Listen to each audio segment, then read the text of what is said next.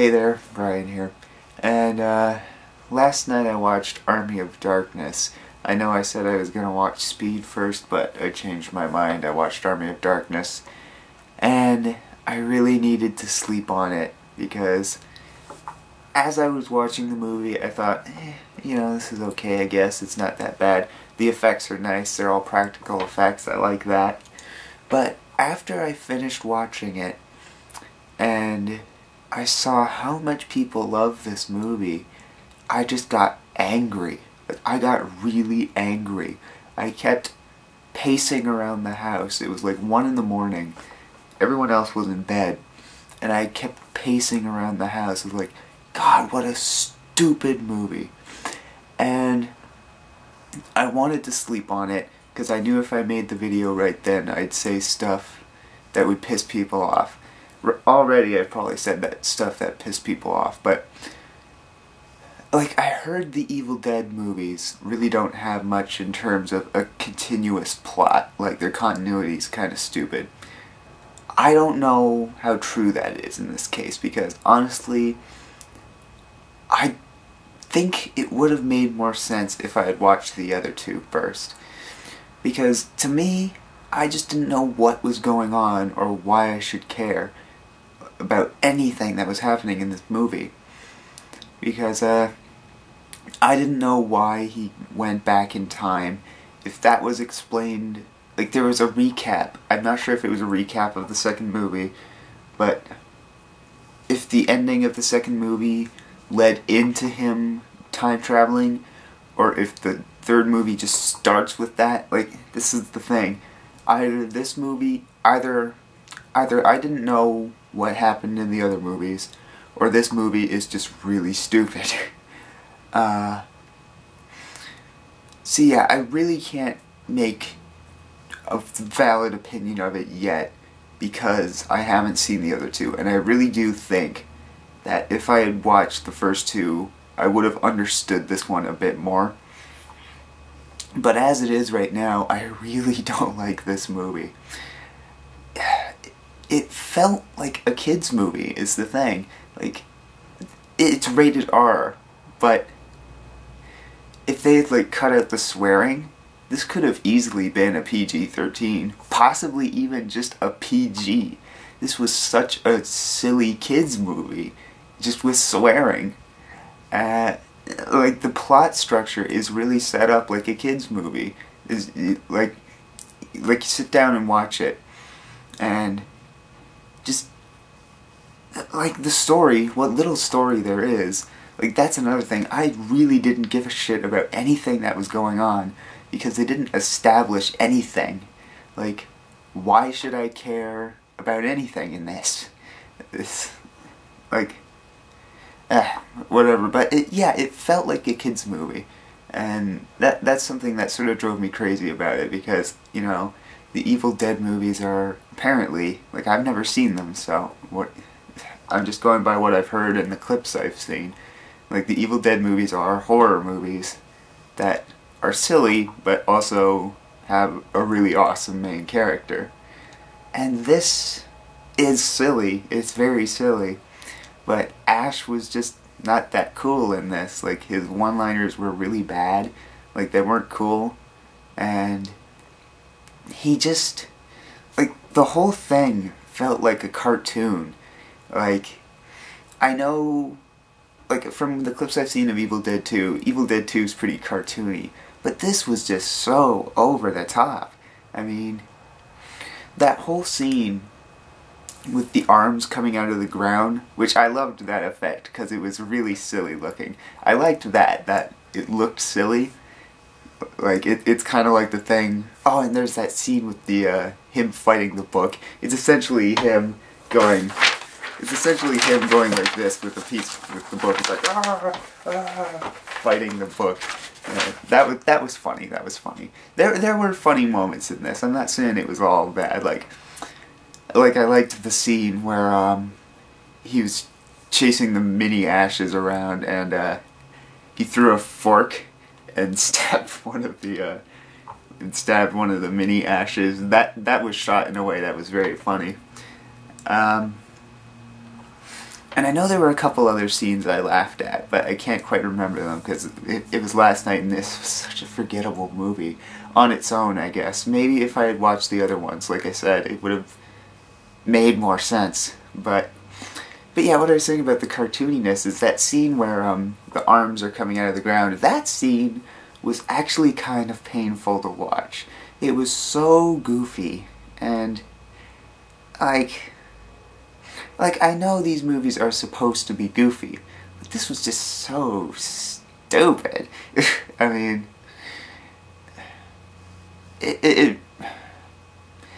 like I just always imagined like Ash to be this really badass character, like this really cool character, and yet he's being tortured in really goofy ways, and I'm not sure how much of that is in the previous movies. Like I said, it might all be like that, but I can't imagine the other ones being this ridiculous. And I read on Wikipedia or IMDb or something that this movie was intended to be a comedy and not really a horror film. So I knew going into it, it probably wasn't going to be, you know, Ash being awesome like he was in the other movies. But I just didn't realize how little there would be of him being cool. I don't know. But yeah, I guess that's about it, about what drove me crazy about this movie. It felt like a kid's movie. It really did feel like a kid's movie, what with its plot structure. It was all told in kids' movie cliches. And like nothing happened in this movie. I don't know. Oh, no, I remember the other funny scene. The one funny scene that made me really laugh out loud was when he was saying the magic words and he couldn't remember what they were. And the second time he's like, Klaatu, son. And that made me laugh. That was funny. But what I will say that I loved about this movie is the practical effects. Because, like, I was born in 1989, so, you know, I grew up, like, the whole definition of growing up is a little bit skewed. Like, anyway, I grew up in the 90s and the 2000s, I guess. I don't know, you could say I grew up in the 2000s. And so many movies I've watched have copious amounts of CGI. So to see all these practical effects was really nice. And even though I could tell that they were like in front of a green screen sometimes, like there were, like the ashes were in, like the mini ashes were in front of a screen that had, you know, the actual ash. Even though I could tell, even though I could very easily tell that that's what it was still really nice to see stuff done practically. Like, I loved the stop-motion skeletons. Those were cool. I really liked that, him fighting the stop-motion skeletons. And, what else? I know there was another really cool... Like, I just really liked those skeletons. There was the stop-motion ones, and then there were, like, the normal puppet ones. Those were pretty cool, too. And, like, it was funny how in some shots they couldn't really get the puppets to move, so they were just standing there, and, like, you know, the death blade on the car would just come up to this skeleton that's just standing there, like, durr. You see it from the back, though, so... But yeah, I loved the practical effects in this. It was so refreshing to see a movie that just didn't have CGI. I mean, I'm really sick of CGI. And as frustrating as this movie was for me to sit through, I still give it a lot of credit because of how seriously they took the effects. Like, I would gladly watch this over a bad movie from these days, because at least with this I could admire the effort they put into it. Like, the story wasn't that good, and like the writing felt rushed, but at least you could tell they put genuine effort behind the effects, which is something you just don't get anymore. Like, they would have totally CGI'd those skeletons, like Pirates of the Caribbean or whatever. Pirates of the Caribbean, however you want to say it, they do CGI skeletons. I think in the Haunted Mansion even, that Eddie Murphy movie, they did CGI skeletons. Like, so it was really nice to just see actual puppet skeletons. I really liked that about this movie, I'll give it that. So yeah, it wasn't terrible, just because, like, it wasn't a bad movie. It was a very stupid one, though. It was a stupid movie. And I know that's sort of the intention, that these movies are stupid. But this was just so stupid. and I'm not saying I would never sit through it again. I would definitely sit through it again after I've seen the first two. Like, I'm gonna try and find the first two movies. Then I'll sit through this one again. Maybe I'll get more out of it at that time. So, I'm not gonna call it a bad movie yet. Because, honestly, it's not fair to judge it without seeing the other two. It is the third entry in the story. So it's like, you wouldn't go into Back to the Future 3 not knowing anything of the lore of the series and say, oh, this movie's terrible. So, yeah, it is kind of unfair for me to say this movie is bad at this point. So take what you will from this, I guess. The practical effects were nice. I didn't particularly enjoy the writing or the story or much of anything in this movie. There were funny scenes, but like I said, I can't really judge it until I've seen the other two.